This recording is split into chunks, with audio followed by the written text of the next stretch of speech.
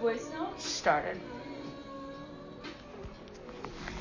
Hello. Here we go. And welcome. We can edit and do whatever. Well, that's the whole thing, is that it's unedited. Okay, then we're here. So we're And we here. started. Welcome. We have started the audio recording. This is an unedited, unfiltered conversation. And it's called Real Talk with Me, the Real Talk with Me podcast.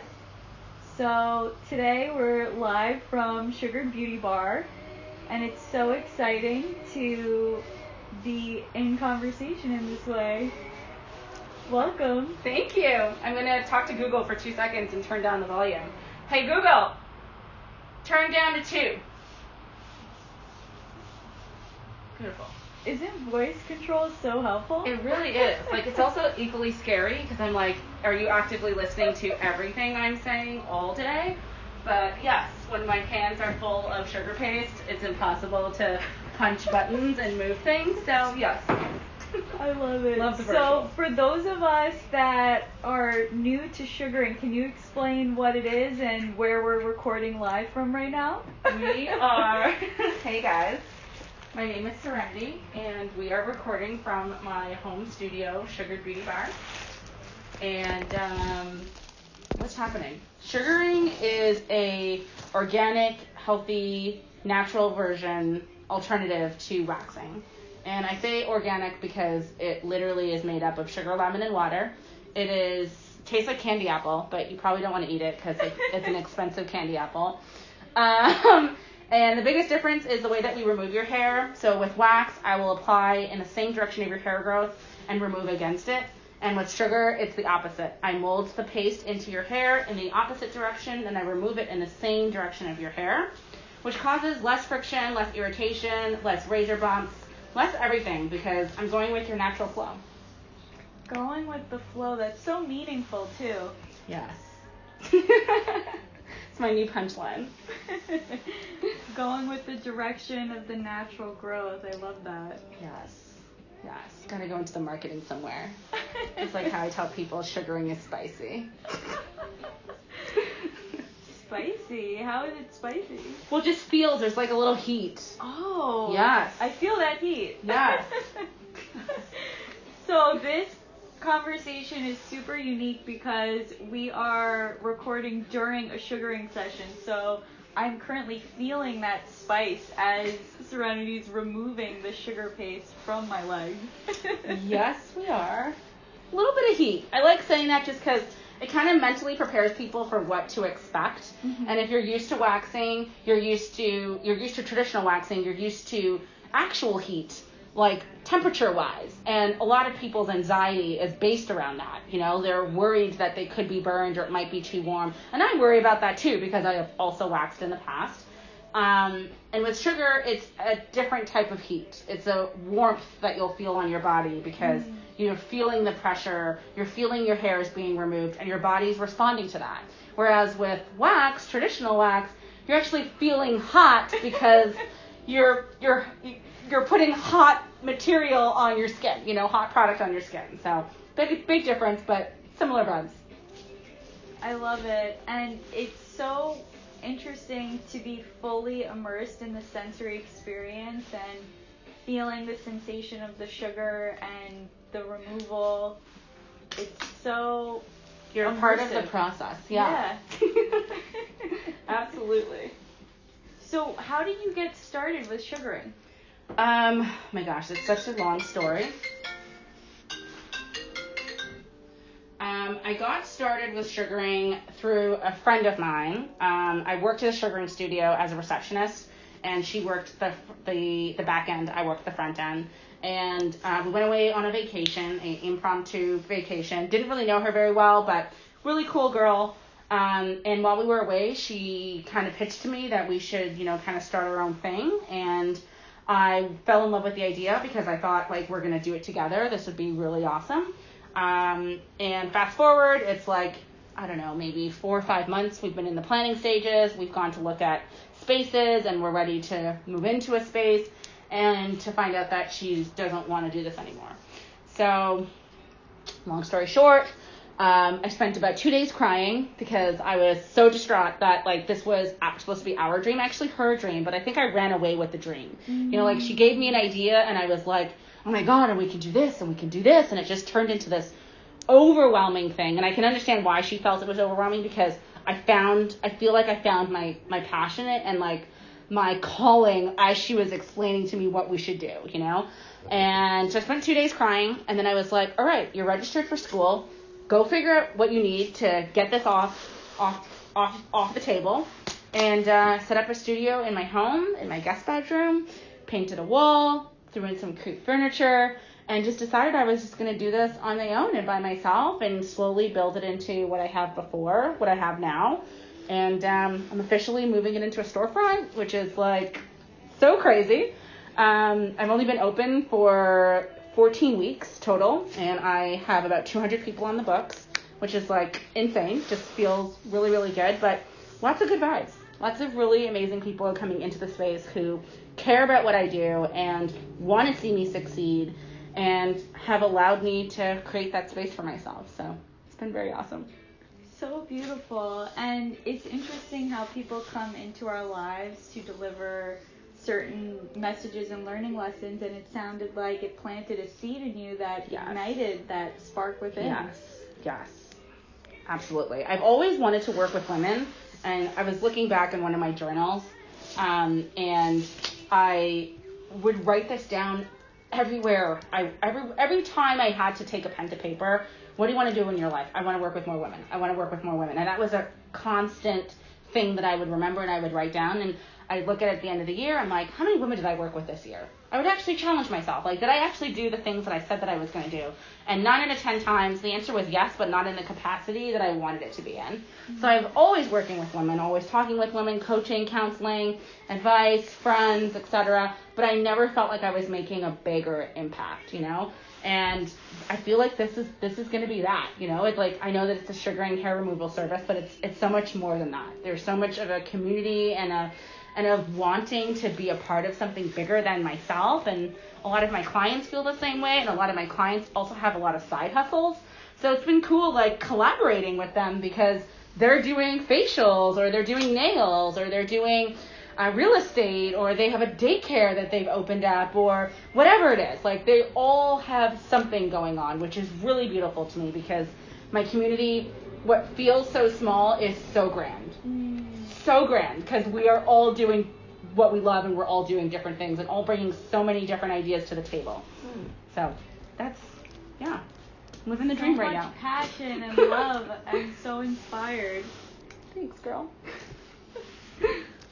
So beautiful, and the work that you're doing is amazing, and I love how people can come together to share their passions, and we can flourish as a community. Yes, that's the main goal, is to, you know, impact people within your communities. And I think that if you're working with a greater purpose in your life, ever, at any given moment, you will always be able to find an audience, because you can attach yourself to something beyond what you're offering. Wow. Yeah. I love it, and I appreciate the conversation around purpose, and I'm curious how you articulate what that purpose is for you. Oh man, I think the purpose has always just boiled down to impact. Like, how many people can I create a more positive experience in their life for? That's always been my impact. It's and my husband laughs at me because I don't count the money. I don't even care about it. Like, I think it will always be there. I'll always find a way to support myself in that way. But to me, it's like, my husband's like, oh, so how much do you make today? And I would be like, well, I spoke with Jamie, and I spoke to this girl, and then this girl does this, and her daughter's going to get married. And, like, those are powerful things to me, you know, those connections and those interactions that I have with people. And I think if my purpose and my focus is always on that everything else just falls into place. You know, when people feel like they're having genuine connections with me, or with people that are going to be working with me, because we actually care about their lives. We want to know how they're doing, and we want to follow up and, like, be with them, be around them, and be connected with them. And that's the purpose. That's always the purpose. Wow. That's so beautiful, and I appreciate how you quantify your impact based on who you're talking to rather than a dollar amount. That resonates with me so much, and I actually had a whole conversation with my therapist about relationship with money, because I feel very similar to that in that I'm not motivated by the dollar money. amount. Yes. And it's like, how can we expand our impact and grow together? So that so resonates on every level. Yeah, it's really weird, and I've always been this child. My mom knows this, my father knows this. I've always been this person that, like, my mom sent me to the store with, like, a dollar amount and was like, all right, come back and go get whatever. I'd never know how much it cost, and I'd never know how much change I'm supposed to give her back. Because she sent me to the store to do something. Like, I completed the action, and now I'm back with the thing that you asked me to bring back, you know? So it's like money has never been, like, the forefront of mind, you know? It's like, if I like it and I have the money in my pocket, I'll get it. That's it. I don't care. I'm not worried about if I'm going to be able to afford it or if this is the right decision or not. It's like, do what's making you feel good right now, you know? And obviously not to destitute, because I don't want to be homeless on the street, but I feel like the universe is always bringing space for me to build and do whatever it is I need to do. I just have to trust the process. We are trusting the process, and we trust that we're exactly where we need to be, and that those listening are hearing the exact messages that they need for their journey as well. Yes. Cooling it down. Getting a little spicy in here. I love it. We're on to the second leg, making lots of progress in the sugaring treatment, and I'm so grateful to be embracing my body back. And I'm curious for you to share about the work that you've been doing with Embrace Your Body Back and empowering others. So, I mean, it's kind of taken a back seat, just because there's so much going on with Sugar Beauty Bar, but I feel like there's going to be a merge between... The synergy's there already. Yes. It's like helping people also brand themselves, brand their work, reach out to other companies that they also want to collaborate with is a really cool feature that I've been able to assist people with. And I think it's just going to be on a bigger scale once I'm ready to revisit that. And things have calmed down with Sugar Beauty Bar, and the studio's open, and, you know, people are flowing. But it's again, it just comes back to just impact and helping more people. And Embrace Your Body Back was a part of that, and it was stemmed from showing people how to embrace their body back, but also giving them permission to, which really is not like, I'm not giving you the permission, but I'm giving you the permission. I'm reminding you that this is for you, and that embracing your body back is a moment that you can share with yourself to love her and take care of her and shelter her and prepare her and all the things that your body needs without discrimination, without judgment, without negativity, without bad words, without all the things that we typically do that we don't realize that we're doing, that we would never do to our best friend, but we constantly do to ourselves. Wow. That's what Embrace Your Body Back was for. It's so needed, and I appreciate that permission slip, because so often, you know, we really don't need permission for anything in this life, but once we have that invitation, it's so empowering, and that judgment starts to dissipate. Yes. And you're like, oh, Serenity did this? All right, I can do this too. You know, I was talking with one of my clients, and she was like, I saw one of your stories yesterday, and like, you just had a full armpit hair. And I was like, yeah? And she's like, but why? And I was like, because I can. And the message is so much bigger than my armpit hair. Like, why are you staring at my armpit hair? I had words to say, you know? But we're so focused on image and what it means to be a woman and what it looks like to exist in a space that tells us that we have to be doing all these things to our body and we have to be changing and altering things to be accepted, that was her focal point. Like, I had gems I was dropping on you, and you're like, you have armpit hair. Like, girl, receive the message. You know, receive the message that I am giving you.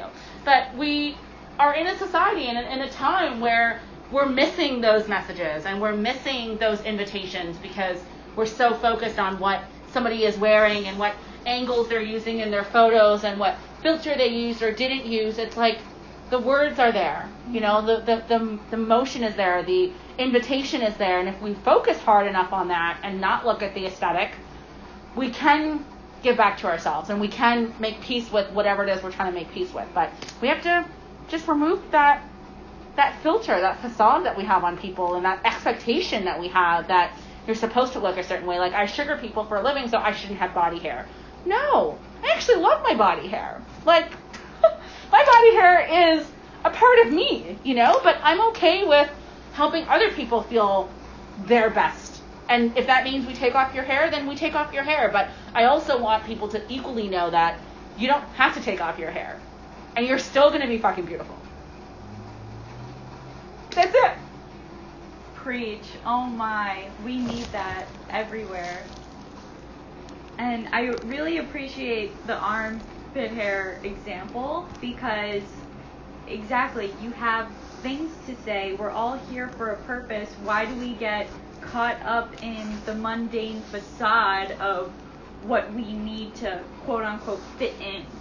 Yeah, it was really shocking when she said that to me, and it was like, wow, like that's all you took away from what I said. Like, you're just concentrating on the image of you know, what I'm supposed to look like. And I mean, who says women are supposed to take off their armpit hair? I mean, average guy doesn't. But yet we're being told that it's unhygienic to have armpit hair. But what about men? Is it unhygienic for them to have armpit hair? No, but it is for women. Cool. Let's have a discussion about that. Literally. And I appreciate your courage to embrace your body back and start the conversation around it, because our body hair is part of us and it makes us beautiful, and if we choose to remove it, let's do it in a healthy way, like sugaring. But I admire it so much, and you're such a role model to me in that way, because whether it's society or CoverGirl magazines, it's implied that women need to remove their armpit hair and other body hair, and that was such a block for me. I had such insecurity around my hair. I'm an Italian woman with very dark hair and fair skin, so the fact that I let that hold me back from sharing and speaking my truth is upsetting. And I want to start the conversation so that all women and all people of any shape, size, color, or anything feel whole in them full selves. Yeah, absolutely. Like, I've had clients that I've talked to, even like just clients, friends, you know, people who've been following me on social media, and they're like, I did a Serenity today. And I'm like, okay, girl, what does that mean? And she's like, well, I just let my hair grow out. And I was like, I love that. I want to be associated with that. You do a Serenity. You do that, and you do it again, so that you feel like you can be a you and not a Serenity. Because this should be a you. It shouldn't have to be a persona that you feel like you have to attach yourself to just to not do a procedure or a motion or a treatment. It's like, don't be a Serenity. Be a you with your own hair. But that's what they feel like they have to do. Like, oh gosh, I come in and I'm all hairy, and I'm like, but if you're not hairy, I can't do my job. So like, why are you apologizing for growing your body hair? You know, it's a constant thing that happens. Like, it's really bad this month, and I'm like, okay, get naked. Let's do the thing. Time for the treatment. Oh my. I mean, and it's something we need to be unapologetic about. We're human beings. We're animals. We grow hair. Yeah. That we have been covering up and like hiding and pretending doesn't exist for far too long, you know?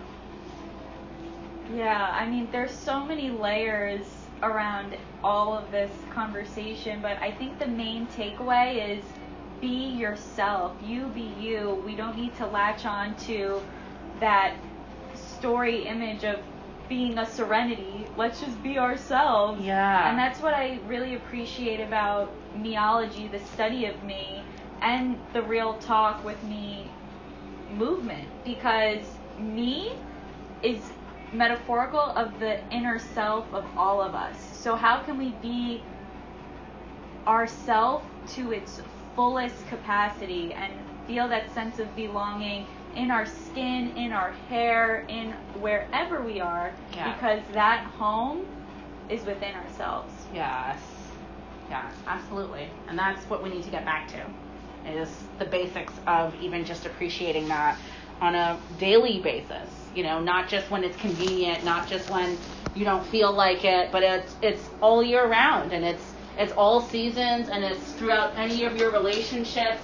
I do know people who, date certain people, and then all of a sudden they feel like they have to start doing certain things because they're dating somebody new. And it's like, no, girl, like, you can go on that date with that armpit hair. You can do that. And then you allow him to accept you as you.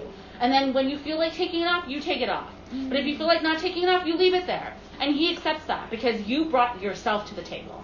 You didn't bring a version of yourself that you want him to accept. You brought yourself. Just you. How can we bring our full selves to everything? Stop caring what other people think. That's the short answer. I mean, that's what we need. It's just so ingrained in this societal version of acceptance. And, when this happens, then I'll be accepted, or then I'll be happy.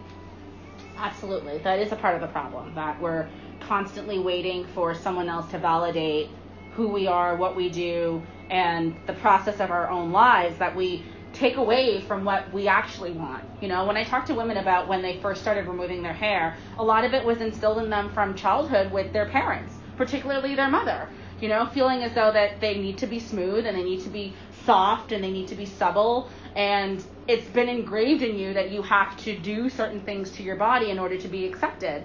And I think if we have those conversations at a younger age, a lot of us as girls wouldn't even care, like we wouldn't have that negative energy around the idea that we look like somebody else or we're not fitting in the ways that other kids are today. But it's kind of scary why a lot of women shave today, or a lot of women remove their hair, and it's not 9 out of 10 times, I think if they dig deep in enough, did not start with themselves. It started with other people putting the pressures on them.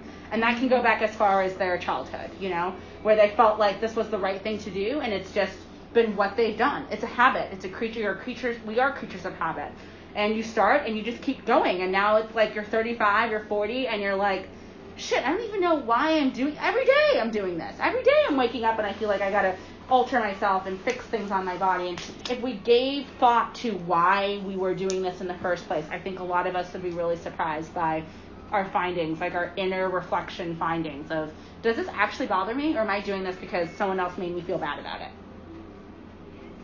That's such an important question, and I hope this conversation empowers people to dig deep and ask those questions, because when we get in that cycle of the hamster wheel and we're just on autopilot of we need to do these things and we don't stop and question it, how do we break that cycle? So thinking back of, why am I doing this anyway? Is this for me to make me happy? Right. Yeah. Like, I meet women and they tell me that they hate their body hair. And it makes me so sad, because it's like we've gotten to a place in society where we are hating parts of ourselves that is literally we can't take off. Like we're born with this. It's here. And not everything has to stay. Obviously you do things that make you feel good, but it's like, did you dig in deep enough to understand why you hate this? Do you know why you hate this? Who did this to you? How did you let them affect you to this extent that you feel like if you're growing it and you have it, that you're not worthy, that you're not accepted, that you're not good enough, that you won't find love, that you won't find somebody who's okay with this? Like, how did we get to that place? Wow, it's so deeply ingrained, it's crazy. It really is. It really is. Into our society, a lot of it really comes down to how things were marketed to us in, the 30s, 40s, and 50s. What it meant to be a housewife, what it meant to please your husband, what it meant to keep a husband, what it meant to, be accepted within your communities. Like, all of these things were gauged around women's insecurities. And it was like, oh, you want to be soft and smooth and stay youthful? Remove all of your hair so that you can stay soft and youthful. And it's like, but we aren't youthful. I mean, youthful in spirit, sure, but my skin is flabby and gravity is working on my boobs. I mean, that's just the reality of the situation. I'm no longer 18 years old, and if we accept that that is the situation, then we won't focus so much on what these things look like and how we have to compete. And, this is happening in Hollywood. This is happening in everyday life. This is happening across the board. We're constantly competing with wanting to be the younger version of ourselves instead of embracing the version of ourselves that we're actually in right now. In this moment, right now. So needed. And I appreciate the work that you're doing to start this conversation, because it's been ingrained for generations and through marketing, and that's what really ignites up anger in me to speak up. Yeah. No, I totally hear you. I think a wave has started. I genuinely believe there are other body positive people that are out there helping to push those boundaries and allow other people to feel like it's safe enough to accept themselves the way that they are, and I love that. I think that there has to be more of that, and it's going to take major corporations to also add themselves into that equation and not limit what their visibility looks like and what their inclusion looks like, so that we do all feel like we're part of something that's not just mainstream. But I think mainstream is changing, in a lot of ways. It is, and it's interesting to think about the mainstream and how it's formed by those giant corporations of they want to make money. That's their agenda. Right. What sells? Sex sells. Oh, hairless. Right. Right. And it's like, why? Why can't we just love ourselves how we are? And I really look forward to the future of small businesses sharing the value that they have and connecting us back to our roots. Yes. So many small companies, lingerie companies, and companies that, support all bodies and inclusivity and sizing and availability and access and all of those things. And I'm really excited that because there is a shift. A shift is happening, and I think it's a good time for a shift because it's our children that are going to be impacted the most by what's going on in our society and who we elect and who we have in front of us and who's representing us on a whole. And I think these big companies are also starting to realize that they have to jump in and also acknowledge what role they're playing, and right. People are being called out, which I think is important. I think it's really important to call out big companies that don't look like they're supporting the greater cause of humanity and all people, etc. And then there's the rebellers that are like, all right, this person's not working for me and this is not happening, then we're going to go over here, and then small companies are getting highlighted in ways that they never would have before because of what's happening. So it's a process, but it's happening. It's happening, and I'm grateful to be a part of this movement. Yes, me too. And Sugared Beauty Bar is bringing it to life with everything, and just the fact that it's a organic alternative. Like, why do we need all these chemicals? Like, we don't. I know. It's so ingrained in even just down to our training. Like, in order for me to sugar, I need to have a waxing license. Like, that is how far back all of this goes. Like, there's no sugaring license, it's a waxing license, and it will always be a waxing license because that's what was created, to sort of create a standard of things. But waxing is just so taxing on the environment, taxing on our bodies. We really don't know what half the ingredients are in the products that we're putting on our skin every month, so close to our intimate parts. We have no idea how it's affecting our immune system. We have no idea how it's affecting our skin long term. And we don't even know what the effects could be because there's so many other things that are factored in with what we do every day. Maybe it's the wax. Maybe it's the junk food. Maybe it's a combination of both. Like, we have no idea. So it's like, if you can go holistic and, save the planet and save your skin and give back to a process that is way older than waxing, why not? That's my story. I love it. And taking care of our bodies and having that level of awareness is so important. And reflecting on my weekend at the Earth Farm, saving our planet is such a topic of conversation, but my biggest takeaway after really grounding in the earth is that the planet doesn't need our saving. The planet has been here long before us and will be here long after us. And I'm curious how we can learn from our environment and the cycles of life. And what we were chatting about before was how at the Earth Farm there is this just beautiful realizations and awakenings to the cycle of life and how we're all connected. And I shared this on a previous podcast story, but just to recap, there was a chicken that transcended, and one of the children at the farm named this chicken Mail Lady, M-A-I-L, lady, as in like the mail, right, to send the invitations to the other chickens at the farm to let them know about the parties. Aww. And when Mail Lady transcended, she was so upset, and in part of her grieving, she shared, you know, how are the other chickens going to know about the party if they don't get the invitation? Right. And that was so deep and metaphorical to me, and it really connects back to what we were talking about earlier, was that permission slip, to permission to be yourself. Right. And, you know, even if the mail lady's not here and you don't get your mail, you have the invitation, you are invited, and you can be yourself unapologetically. I love that. Like, what an analogy. Like, 6-year-olds have more depth and connection to this greater good than, you know, we do after all of our impressionable... But you know why? Because there's no alternative.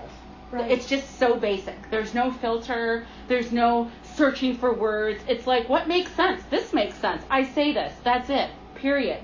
And it makes sense in its most simplest forms. But we overthink. We overcomplicate. We want it to have a meaning. Does it make sense? And it's like, it doesn't have to make sense to them. And that's why it's so fluid and so pure. Because it doesn't have to make sense. They're like, don't you get it? She's the mail lady. Like, she's sending messages. Don't you get it, guys?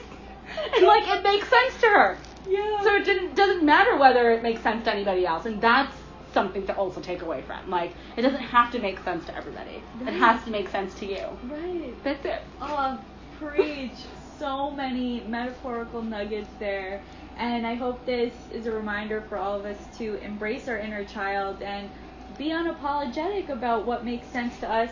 How can we keep it simple? Because it doesn't need to make sense to everyone. No, it doesn't. Wow. It does not.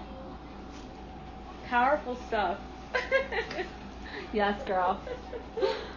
Well, I'm just so grateful to give that invitation to myself and for everyone else to give that invitation to themselves, because that's all we really need.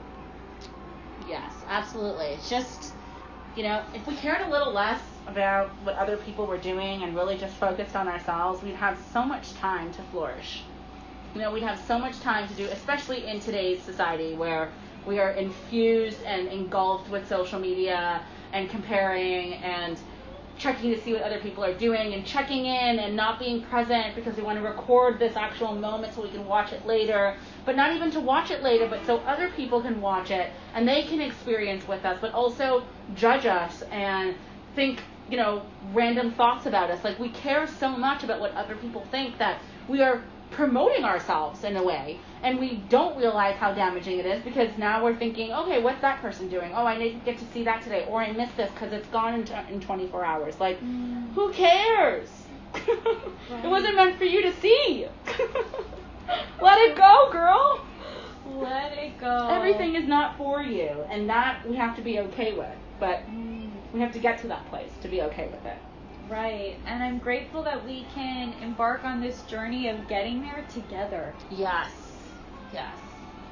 That is the beauty of it. It is. Wow. And creating content from that place of love and intention, and yes, we're recording this conversation now and documenting it, However, I feel so present in this moment, experiencing my senses through the sugaring and the spiciness. It is good. It is so good. This was such a great idea. Yes, and I look forward to many more of these sugaring conversations because we touched upon so many deep topics that could probably have their own hour-long chat. But this is just the introduction, and I just appreciate the synergy of everything from the mail lady to the invitations to take action and bringing our visions to life. And I'm just so proud to see you bringing your visions to life, and just want to congratulate you on the Sugared Beauty Bar location. I'm so excited. And everything coming together. Thank you. It's such a beautiful thing, and I'm so happy that I actually have a team of women who are such badasses, including you, like definitely including you, that are going to help me bring this even like bigger. They make this bigger than what it is, you know, and that is the beauty of this. Like, I think about me having moved here from Canada, and I moved actually here from England, and then, you know, plopped myself here. I didn't know what I wanted to do. I never wanted to move into America. I thought this place was crazy. I thought people here were crazy. Coming from Canada, just the views are so different, and I mean, it's happening right now as we speak. You know, the views are so different, and I'm so grateful that I have connected with women who are so powerful in their own right, and we are all growing and glowing together. Like, that's what's happening, and I'm so grateful for that, because I wouldn't be able to do this without your help and other people's help that's in my circle that are like, yes, girls, Serenity, like, yes, like, let's do this. So I'm so happy. So happy. So grateful. And that circle's growing and expanding, and that's how I interpret purpose, to grow and expand. And that circle is our light within, and how can we shine and radiate it everywhere? Yes, absolutely. So beautiful. Any last nuggets of wisdom?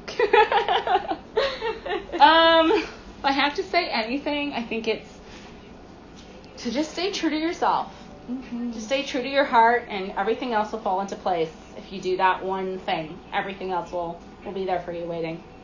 So beautiful. That's the perfect note to end on, and I look forward to continuing the conversation and evolving and aligning with our purpose together. Thank you so much for having me. Woo! Meep out!